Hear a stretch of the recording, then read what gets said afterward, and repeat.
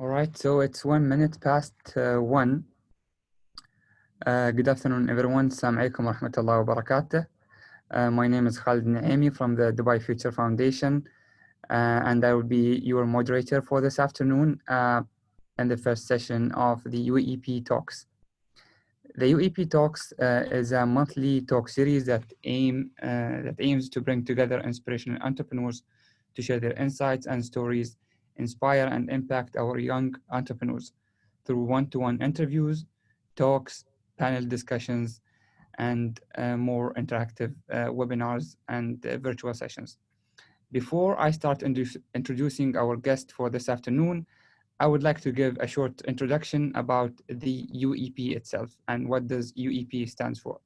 So UEP is the University Entrepreneurship Program. It's an initiative that aims at achieving the goals of the 50-year Charter's 6th article announced by His Highness Sheikh Mohammed bin Rashid Al Maktoum in creating economic and creative free zones in universities that allow students to carry out innovative businesses and creative activities, and ultimately allow universities to graduate not just students, but successful entrepreneurs. The first guest of the UEP Talk series today will be Khalid Al-Awar. Good afternoon, Khalid. Assalamu alaikum.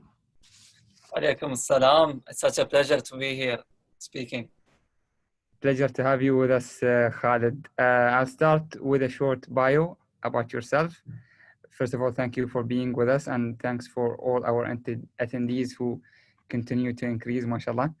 So Khalid Al-Awar is an entrepreneur from the United Arab Emirates. He comes from a technical background, specifically in computer engineering. Khalid established his entrepreneurial experience by developing smartphone applications that got more than 1.5 million downloads. He also went through and co-founded a software as a service company called Mabani. In addition to that, Khalid supported his background in entrepreneurship and specifically in tech entrepreneurship by enrolling to programs in Silicon Valley and pursuing a master's degree in business, entrepreneurship, and technology at the University of Waterloo. Khalid also worked in Astro Labs, where he played a role in boosting the tech ecosystem in the UAE and in the region. Good afternoon again, Khalid. Thank you for the wonderful bio. You did your research, seems. Absolutely, great bio and great background, mashallah, Khalid. So I'll start with the bio itself. Aside of what I mentioned, Khalid, what would you like us to know more about yourself? Please tell us a little bit about yourself, your background, your personal background, a little bit of your entrepreneurial journey. So I'd like to start that. I've been a tech enthusiast by trade, like to get my hands dirty since I was really young, always fascinated by technology, computers, what you can do. And I think that's this field itself is very interesting in the way that you only need your laptop or your computer, and then you can just engage with yourself. Then computer engineering, studying computer engineering was not a difficult choice. I always knew what I wanted to do. It was kind of inherent and automatic choice that I just made. So I studied computer engineering in Khalifa University. Wonderful years. I got to dive deep into the tech. Now that's coming about. There's something that comes with developing the tech itself and then resonating and building companies or creating businesses in order to benefit the rest of society.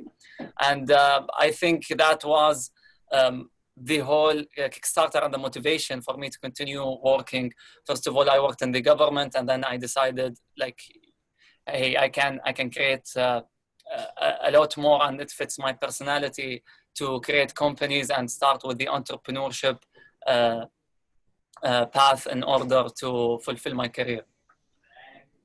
That's a great starter, Khalid. I'll take that point specifically. You graduated as a computer engineer, and then, as you said, you found your passion at a certain, I would say, tipping point, as they call it. So how did you discover this passion in entrepreneurship, and how did you decide to start this journey and step out of the, I would say, the normal path or the normal journey of a computer engineer? Now, you see, everybody thinks like a journey is like from point A to point B, it's a straight line. It was never the case. I didn't know that I want to be an entrepreneur.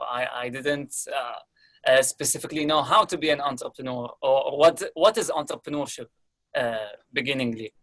But I'd have to say there are certain people throughout your lifetime that are going to inspire you. And I think that is exactly what happened. Mark Zuckerberg, for example, his success story inspired me. Steve Jobs and what he created also inspired me. So I was looking up to being like them. Did I know that entrepreneurship was the path to be like them at the beginning? No, but as you research more, as you try to learn more, read into their biographies, etc., then you understand, hey, well, there's this thing called the Silicon Valley. Hey, the Silicon Valley is the technology hub where great companies are being created in order to serve mankind. And I'd say that was kind of the tipping point. But if you want an exact date, an exact one that is really the point where you would actually see where that was the tipping point, it was my trip to the Silicon Valley in the 2016. Now, I worked in a whole different sector. I worked as a data analyst.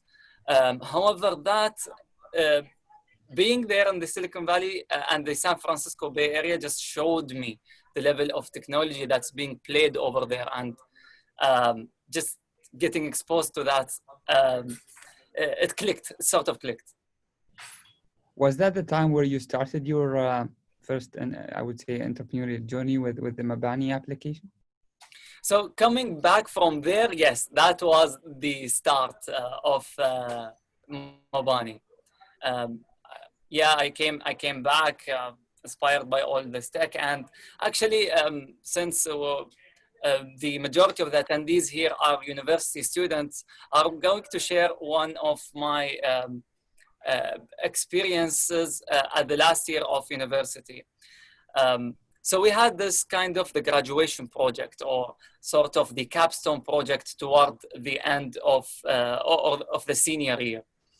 And I was very keen, and I also told my group members, hey, I'm going to create something that is not just for the sake of just graduating or passing the course or getting an academic grade or degree. No, I want to create something that is going to evolve to be a business, something that is, I can create a company from it, something that is going to allow me to reach my end goal.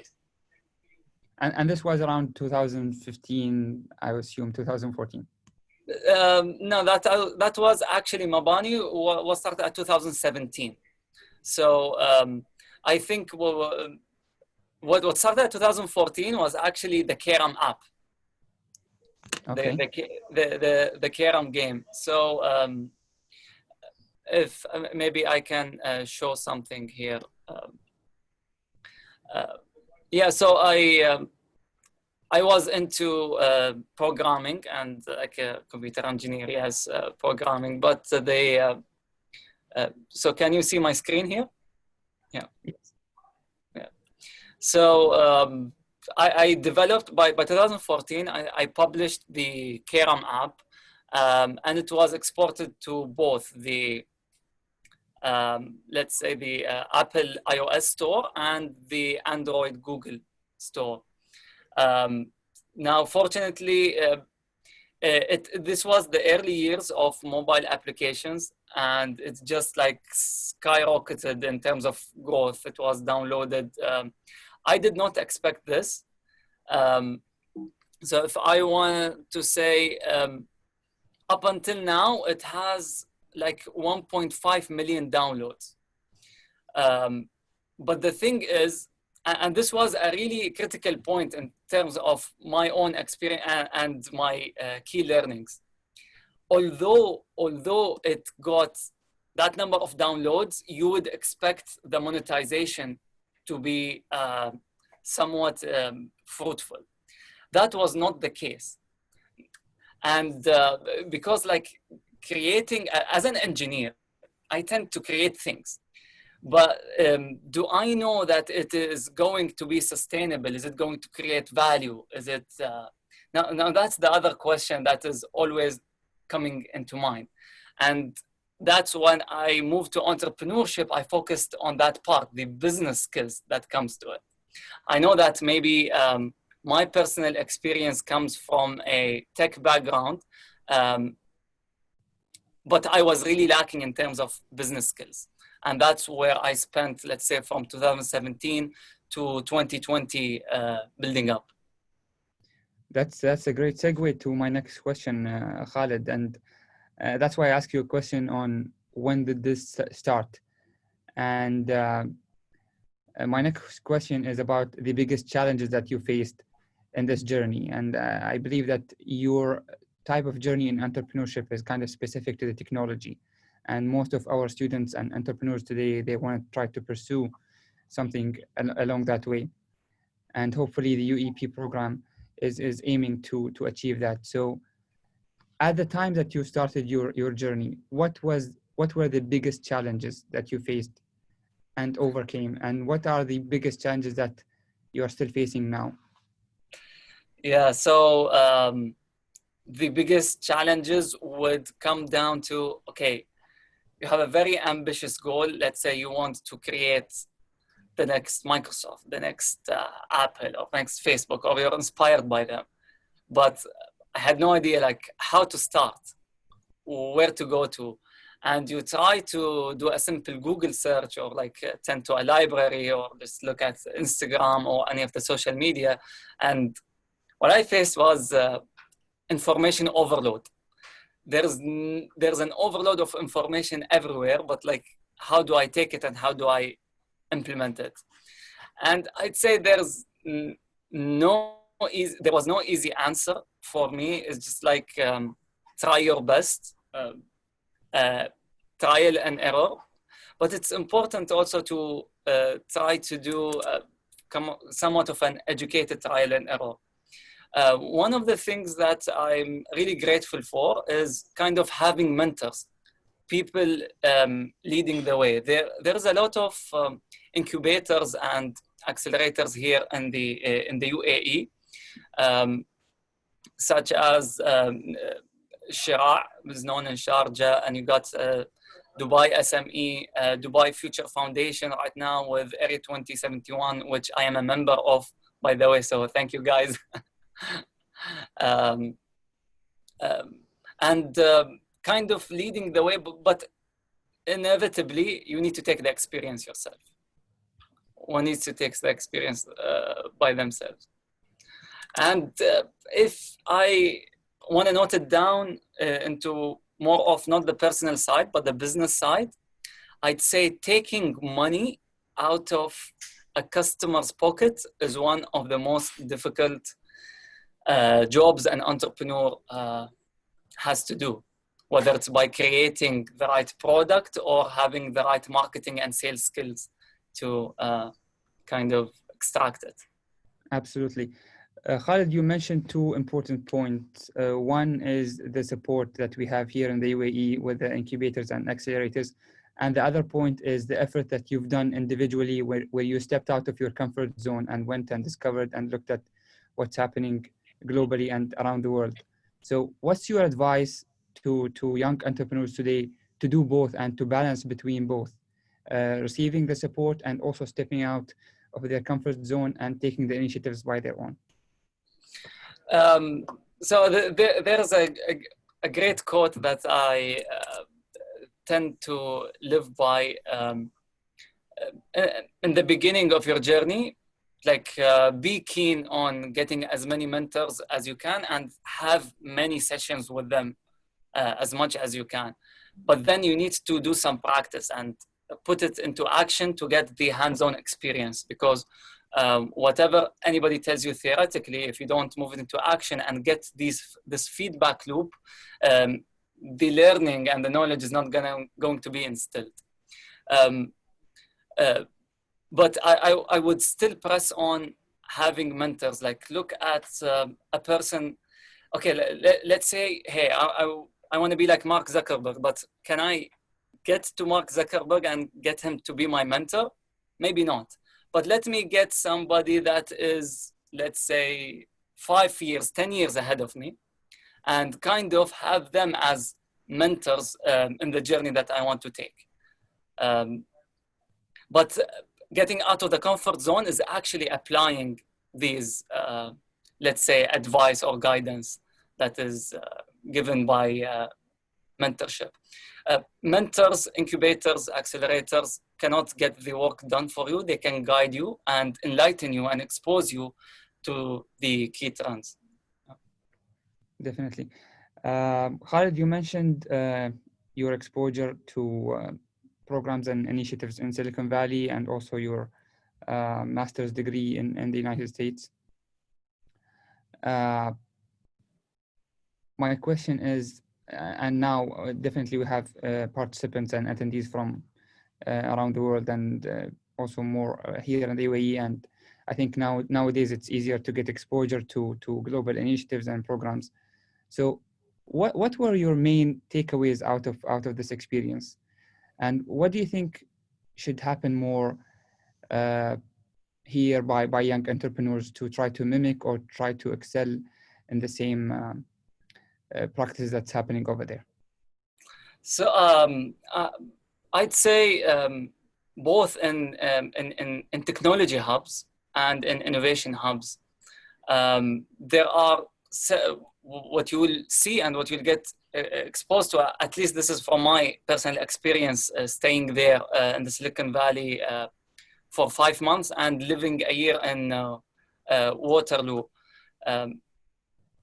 These technology hubs kind of have an ecosystem that you can just sense it just by being over there, and you'll get exposed to the latest technology, the mindsets of and the dedication of how people work in entrepreneurship and startups. I'd say one of the key differentiators, the word entrepreneurship over here might not have been famous a couple of years ago. Right now, it is picking up. The culture is adhering to it. And this is becoming better and better each day. Going to these technology hubs, you will see that these things are intrinsic within, for example, the Silicon Valley has been there since the 60s, where besides University of Stanford University, venture capitalists were there, entrepreneurs, technologists, and they were creating big things for the whole world. Seeing that is just give you an exposition to the ecosystem. And actually, if I have a chance, maybe I can come up with something that is shareable. An ecosystem, it consists, each technology or innovation ecosystem consists of 6 things mainly. It is the regulations that are put by the government and the catalysts, and then universities and academics that actually push in the new knowledge, the research centers, etc. Now, the human capitals, which are the skills that are adherent to make the startups or companies have the necessary skills, whether it was building the technology or selling or having the salespeople, marketing, etc. Of course, legal goes hand in hand with that. Financing is about the investment that is available for entrepreneurs to get this financing to kickstart and build the company. But the last thing that I am keen to shed light on is the culture. Now, culture is not something that one can start or just like boost. It would take time. Like, it's something that is intangible. Like you cannot just like put it there, or it just takes time, and it's very organic. Interesting. I'm looking at the questions that are coming through the chat and the Q&A, and to remind me of one point that I wanted to also highlight, Khaled. Uh, as you said, your background is in app development, and I think many people want to know a little about your experience there after the games applications and the Mabani application as well, if you can elaborate on that.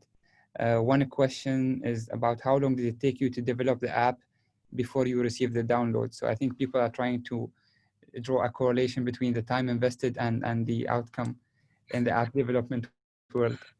Yeah, so let me speak about the Keram app. I think when you say between the downloads and the it took me approximately 6 months to develop it. And but these 6 months were kind of on the side. It's like a side hustle, and but definitely a dedication of 4 hours a day approximately. Now, I don't remember the details because I did not document it. But actually, the downloads did not happen overnight. No, it took like 2 years to reach that number of downloads. But nevertheless, I would say getting downloads in this time is different than back in 2014, 2015. There's right now, like there's a saturation of applications on the App Store, and it's we live in an attention economy, and it's really becoming more scarcer to take kind of someone's attention. And when it comes to Mabani, that was at another phase. That was in 2018. Now, I have built up a lot of skill sets along the way. Now, one might say, hey, 3 years is not that big of a difference, but actually it's a lot when you acquire a skill, especially early on in your career. Now, that went through a much better methodology. I was well equipped to a certain degree with the process of software development, about the phases of software development. Like the way Keram happened is like, let me develop all of it with all the features that I want and then just push it out to the market. And taking like 6 months to develop an app in this time is way late. Like competition is faster than you. So the new methodology about software development is kind of the agile software development, where you just do the MVP, the minimal list of requirements that is needed to get to the end customer. And then you kind of iterate, take the feedback, and then develop again and again. So it is always an iterative process that goes again and again and again, rather than just using the, they call it the waterfall method, where you just develop everything all at once and just publish it, which can also be very expensive. Indeed.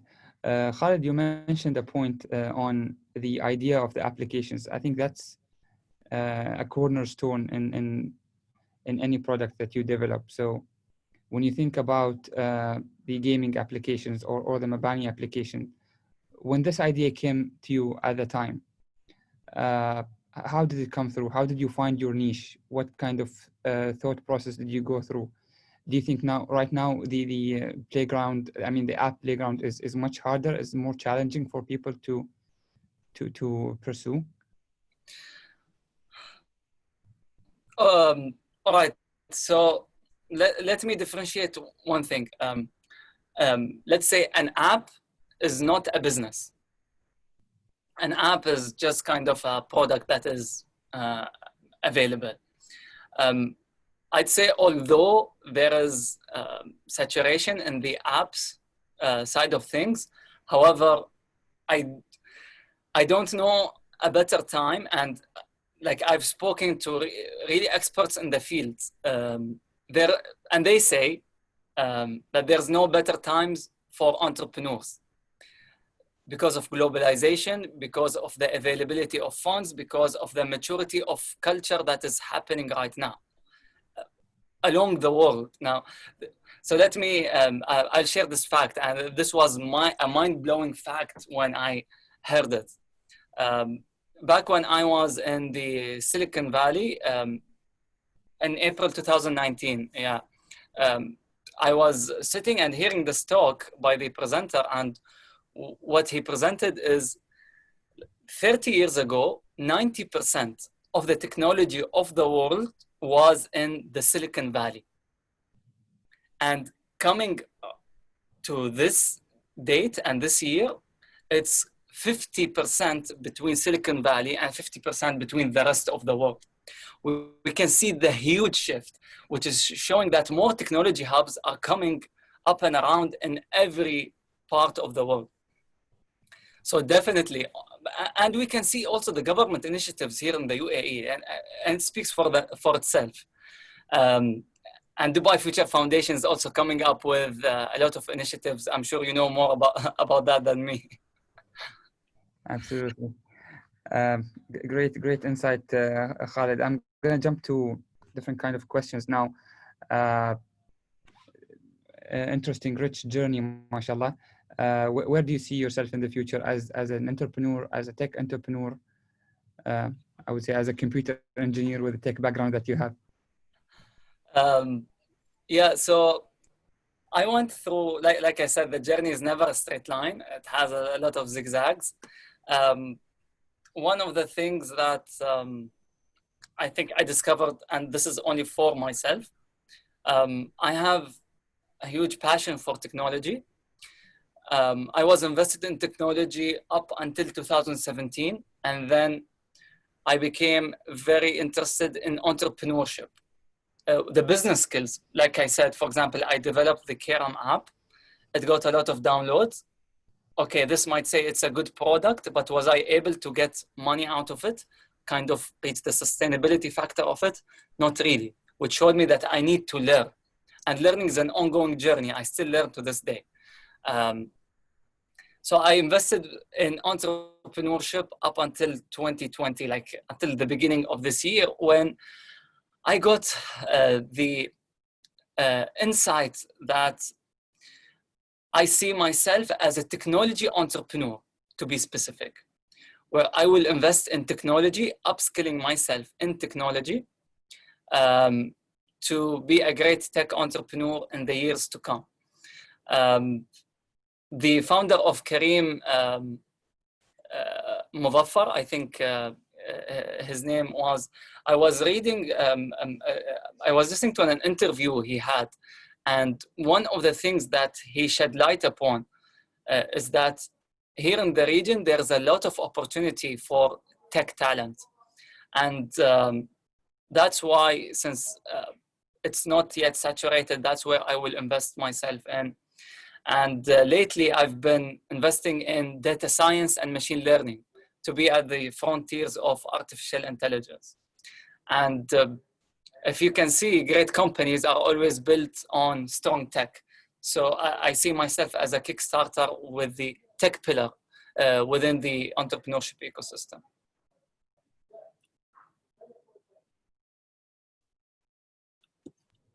I'm sorry, my microphone was on mute. Very interesting, Khaled, very interesting answer. Before we jump into the last part of our session, which is the audience Q&A, I just want to ask one last question, or two last questions, actually. I think you just highlighted some of the new projects, new plans that you have for the future. If you want to also elaborate on that, and to conclude, if there is any inspirational quote that you live by or that inspires your career and your entrepreneurial journey.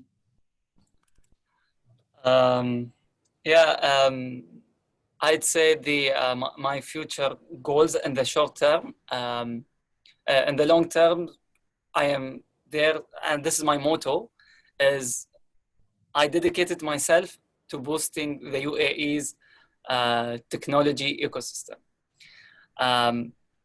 And when it comes with regards to an inspirational quote, I'll not say that I have a specific one, but something that I do live by is kind of have no regrets, especially if you are young. Get the most experiences that you can. just like try out stuff, learn, be open to learning, and just have no regrets. And yeah, keep that your motto. And in the end, if anybody wants to reach out to me, he wants to share his business idea, like how to develop an app with regards to marketing and how to get your, let's say, platform or an app to the end consumer, I'd be happy to help. I don't know how you can reach me, if my email can be shared, or on Instagram, you can follow me at Khalid Al-Awar 1, just like direct message me or something. Yeah. Actually, I'll put it in the chat, if that's okay.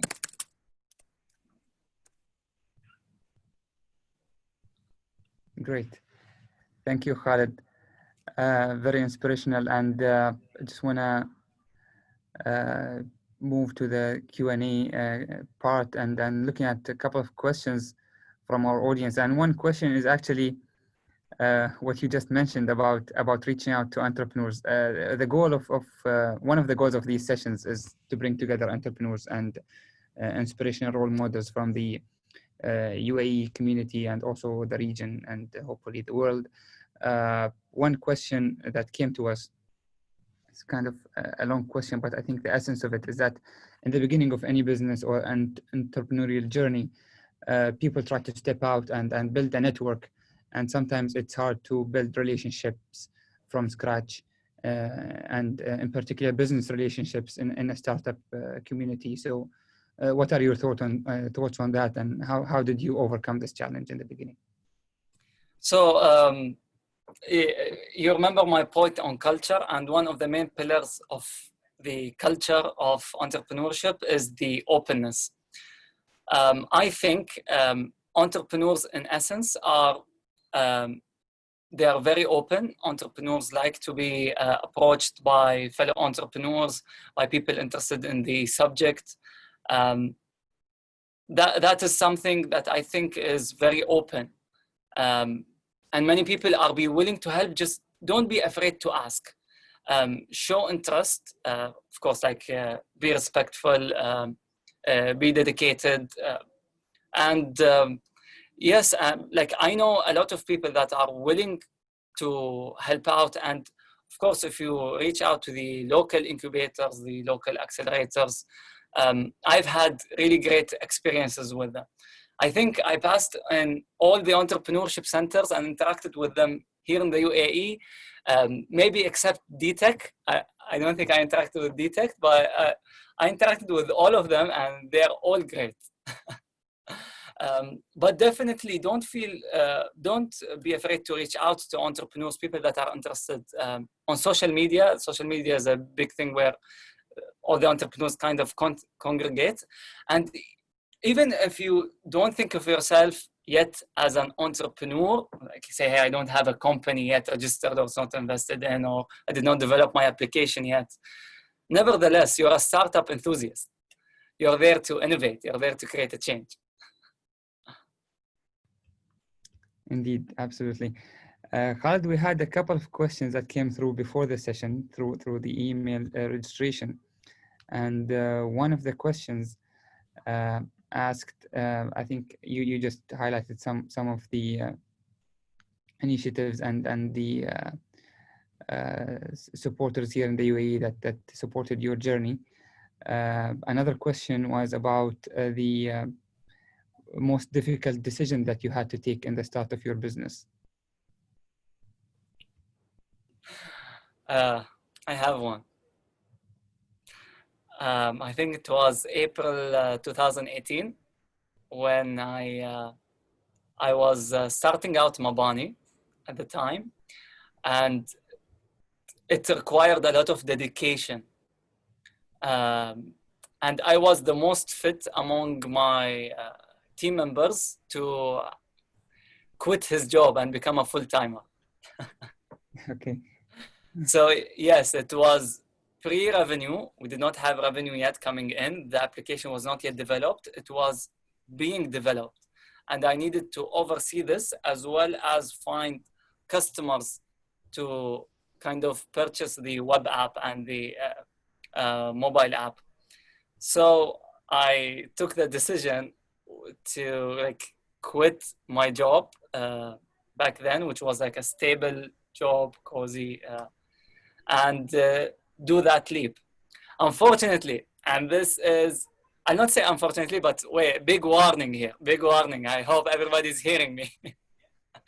You think it will be 2 months until you become profitable or start generating revenue. But with a startup, you never know. It's a risky business. I think until 6 months have passed and I still did not generate revenue.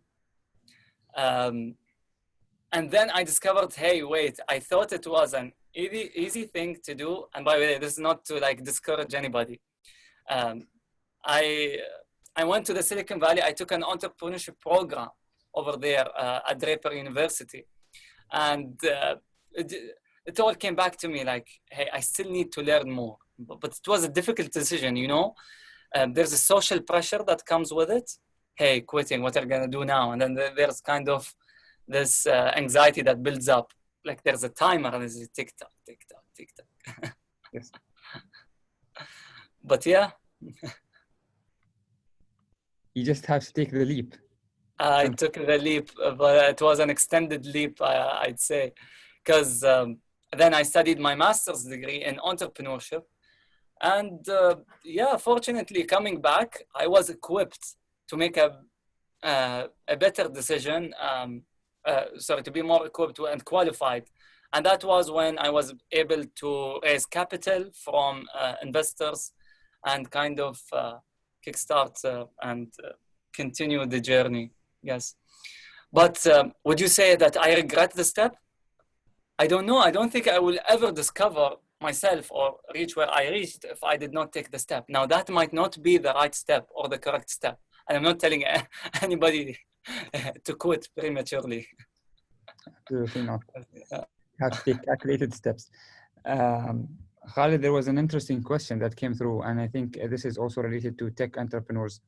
And I think the past 4 to 5 months with the global situation, it showed us really the value of technology and really the value of smartphone applications and the virtual world.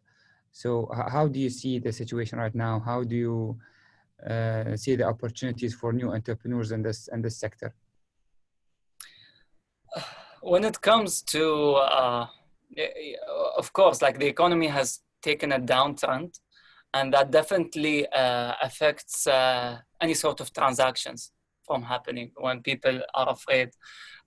But this, I would say this is not the first economic downturn that happens. There was the big, great dot-com bubble that happened in 2002, and people thought there were not going to be entrepreneurship anymore for the rest of mankind. But you can see that's not the case. I think things are opening up. You need to understand that entrepreneurship, its effects on the economy are huge.